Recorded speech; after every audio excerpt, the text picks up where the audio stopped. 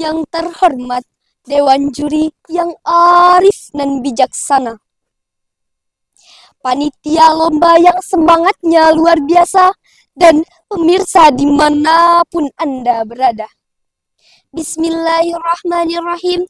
Assalamualaikum warahmatullahi wabarakatuh.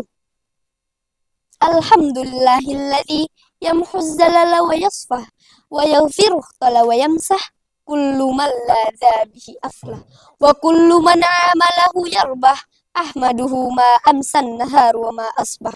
Asyhadu an la ilaha illallah wahdahu la syarikalah wa asyhadu anna Muhammadan abduhu wa rasuluh, amma ba'du. Pertama-tama dan yang paling utama, marilah kita panjatkan puja serta puji syukur kita kehadirat Allah Subhanahu wa Ta'ala yang senantiasa memberikan kita beribu-ribu nikmat. Di antaranya adalah nikmat iman, nikmat Islam, dan nikmat sehat walafiat, sehingga kita bisa berada di tempat yang insya Allah dirahmatinya.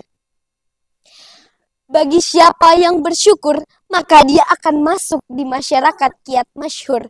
Tetapi barang siapa yang tidak mau bersyukur bahkan takabur, padahal dia sudah berumur,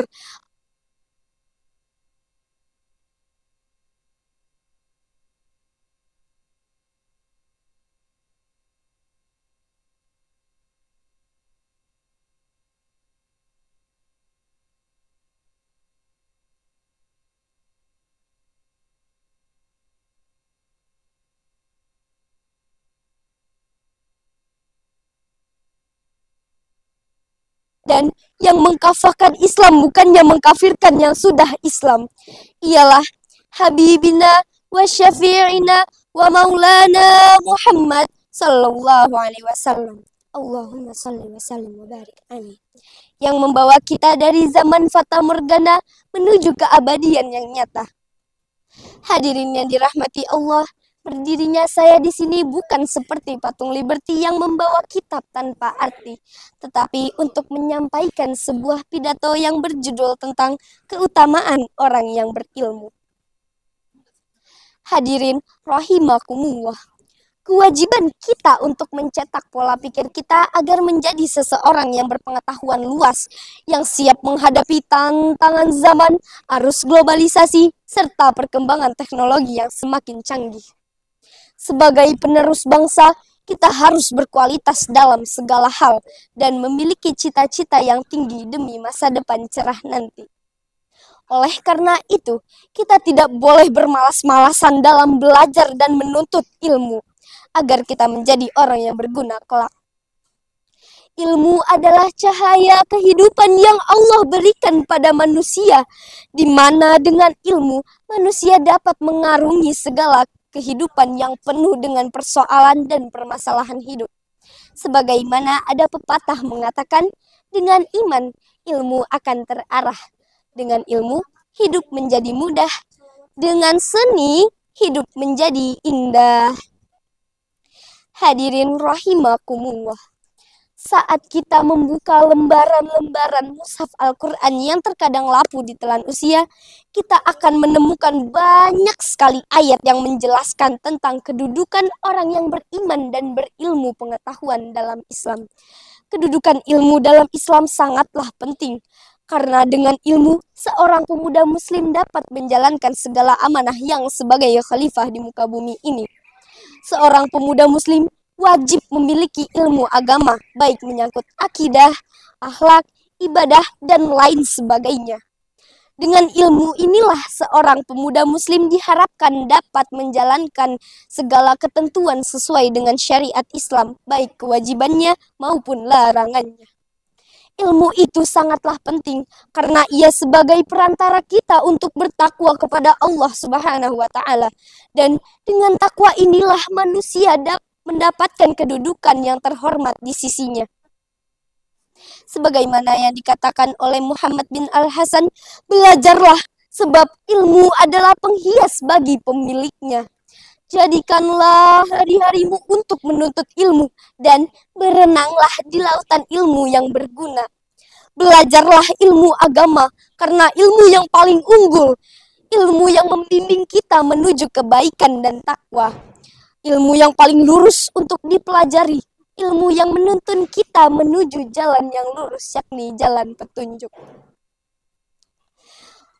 Oleh karena itu, seseorang yang ahli di bidang agama dan bersifat waroh lebih sulit syaitan menggodanya daripada 1000 ahli ibadah tetapi bodoh.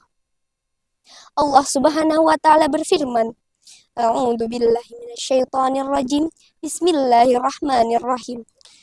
Yarfa'illahu alladhina amanu minkum walladzina utul ilma darajat. Wallahu bima ta'maluna khabir. Yang artinya Allah akan mengangkat derajat orang-orang yang beriman di antaramu dan orang-orang yang diberi ilmu pengetahuan beberapa derajat. Dan Allah Maha mengetahui segala apa yang kamu kerjakan. Quran Surah Al-Mujadalah ayat 11. Hadirin, tentunya menuntut ilmu itu mendapatkan kebahagiaan kedua-duanya, yakni di dunia maupun di akhirat.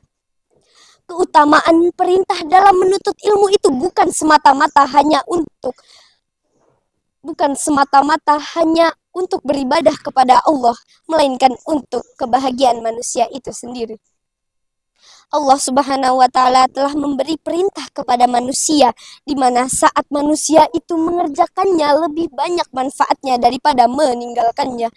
Man aradat dunya fa'alaihi bil ilmi wa man aradal akhirah fa'alaihi bil ilmi wa man aradahuma fa'alaihi bil ilmi. Siapa yang menginginkan kebahagiaan di dunia maka harus dengan ilmu. Dan siapa yang menginginkan kebahagiaan di akhirat, maka harus dengan ilmu. Dan barang siapa yang menginginkan kedua-duanya, maka harus dengan ilmu. Saya teringat dengan sebuah kalimat mutiara, belajar di waktu kecil bagai mengukir di atas batu. Sedangkan belajar sesudah dewasa laksana mengukir di atas air. Sangat sulit bukan mengukir di atas air daripada mengukir di atas batu? Ya, memang menuntut ilmu itu bagaikan peribahasa. Berakit-rakit ke hulu, berenang ke tepian. Bersakit-sakit dahulu, bersenang-senang kemudian. Hadirin, buah kebaikan daripada menuntut ilmu itu kita sendiri yang menikmati dan merasakannya. Oleh karena itu, kita sebagai pemuda muslim yang kelak akan menjadi penerus bangsa harus belajar setinggi-tingginya demi menyelamatkan dunia akhir zaman yang penuh dengan kesesatan.